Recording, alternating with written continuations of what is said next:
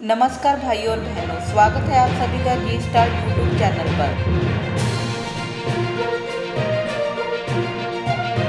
पंजाब के मुख्यमंत्री कैप्टन अमरिंदर सिंह ने बृहस्पतिवार को कहा कि दूसरे राज्यों से आने वाले लोगों को 21 दिनों के लिए पृथकवास में भेजा जाएगा। मुख्यमंत्री ने पृथकवास के उद्देश्य से सरपंचों को गांव में स्कूल, एक्वा, अन्य इमारतों की पहचान करने का निर्देश दिया है। उन्होंने कहा कि जिन लोगों में कोरोना वायरस के संक्रमण की पुष्टि होती है और जिनमें नहीं होती है, उन्हें अलग अलग इमारतों में पृथकवास में रखा जाएगा।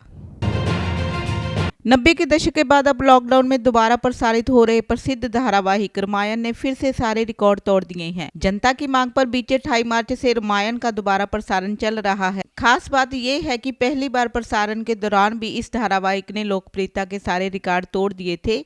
इस बार देखें तो रामायण ने इतिहास दोहराया है। बीते 16 अप्रैल को 7 करोड़ दर्शकों के साथ ये दुनिया का सबसे ज्यादा देखे जाने वाला मनोरंजन शो बन गया है। लॉकडाउन के बाद से तेजी से खाली हो रहे सरकारी खजाने और बड़ी संख्या में जा रहे लोगों के रोजगार को बहाल करने के लिए पीएम मोदी ने अगली योजना पर काम शुरू कर दिया है। इसके तहत उन्होंने अभी 2 सूत्रीय एजेंडा दिया है। पहला है खनन से धन और रोजगार जुटाना, साथ ही याद पर निर्भरता कम करना। दूसरा है मौजूदा औद्योगिक क्षेत्र में भी झटपट शुरू होने वाली योजनाओं में निवेश के तत्काल मंजूरी देने के लिए एक नई योजना शुरू करना। पिछले 5 दशकों से लाखों गरीब लोगों को मुफ्त में इलाज करने वाले आंध्र प्रदेश के doctor KM Ismail Hussain corona virus से खुद को नहीं बचा सके। अचानक तबीयत बिगड़ने और सांस लेने में तकलीफ की वजह से उन्हें हॉस्पिटल में भर्ती कराया गया, जहां उन्होंने अंतिम सांस ली। मौत के बाद उनमें कोरोना की पुष्टि हुई। 1 मई को कई दिनों में अंतर्राष्ट्रीय श्रमिक दिवस मनाया जाता है। इन दिनों को लेबर डे, श्रमिक दिवस और मजदूर दिवस के नाम से भी जाना जाता है।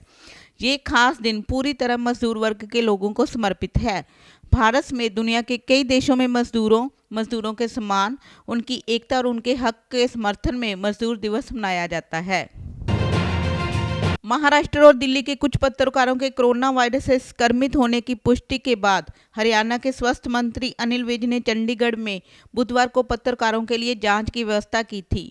अनिल विज ने शुक्रवार को बताया कि राज्य के उप मुख्यमंत्री दुष्यंत चौटाला और 100 से ज्यादा पत्रकार कोरोना वायरस संक्रमित की जांच में नेगेटिव पाए गए हैं। अमेरिकन एयरलाइंस, डेल्टा एयरलाइंस और यूनाइटेड एयरलाइंस कंपनियों ने घोषणा की है कि उन्होंने अपने अपने विमानों में सफर करने वाले यात्रियों और चालक दल के सदस्यों का मास्क लगाना अनिवार्य कर दिया है। उन्होंने कहा है कि ये नई शर्त कोरोना वायरस जैसी महामारी के मद्देनजर उनके ग्राहकों, एक टीम के सदस्यों की कुशलता के प्रति एयरलाइंस की प्रतिबद्धता का हिस्सा है। 3 मई तक लॉकडाउन अपने अंतिम चरण पर पहुंच चुका है। अब सवाल ये उठता है कि क्या लोगों को 3 मई के बाद छूट मिलेगी या फिर कुछ और दिन घरों में रहना होगा। केंद्र की तरफ से देश के 130 जिलों को रेड जोन में रखा गया है। सरकारी लिस्ट के मुताबिक देश के 733 जिलों को 3 अलग अलग जोन में बांटा गया है। ग्रीन जोन में वो जिले हैं जहां पिछले 28 दिनों से कोरोना का कोई नया मामला सामने नहीं आया है। इसके अलावा ऑरेंज जोन यानी वो इलाका जहां पिछले 14 दिनों में कोरोना का कोई केस ना आया हो, ली जा सकती है। इसके अलावा रेड जोन में किसी भी तरह की छूट की कोई संभावना नहीं है। कर्मचारी भविष्य निधि संगठन ईपीएफओ ने अपने ग्राहकों को अलर्ट किया है। ईपीएफओ अपने खाता धारकों को जालसाजों से सावधान रहने की हिदायत दी है। ईपीएफओ ने अपने खाताधारकों से अपील की है कि वे आधार नंबर, पैन, बैंक डिटेल्स संबंधी कोई भी व्यक्तिगत जानकारी किसी को फ़ोन पर ना दें। खाताधार को यूनिवर्सल अकाउंट नंबर भी देने से मना किया है। ईपीएफओ ने कहा है कि हम आपसे बैंक डिटेल से जुड़ी कोई भी जानकारी नहीं मांगते हैं। आप फर्जी कॉल को अपनी व्यक्तिगत जानकारी ना दें।